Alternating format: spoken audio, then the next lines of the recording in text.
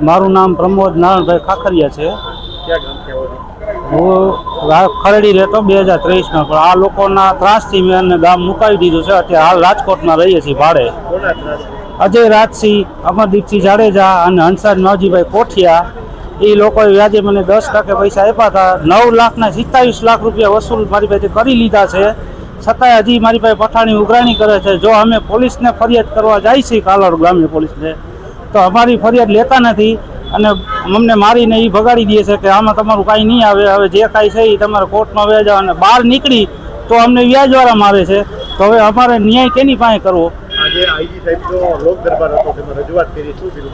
IG સાહેબે કીધું કે પૂરેપૂરી તપાસ થાય અને અમે તમને ફોન કરશું, એના પીઆઈને બોલાવશું, અમે તમને જાણ કરી એટલે તમારે આવવાનું રહેશે। એ અત્યારે એ માહિતી અમને આપી છે।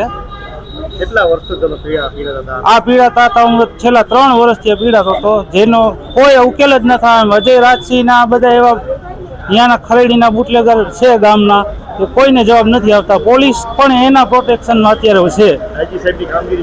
આઈજી સાહેબની કામગીરી એટલે બહુ સારી છે અને ભગવાન સમાન છે, એટલે આજે અમે એને રજૂઆત કરવા આવ્યા છીએ। 3 વર્ષમાં અમને કોઈ ન્યાય આપેલો નથી।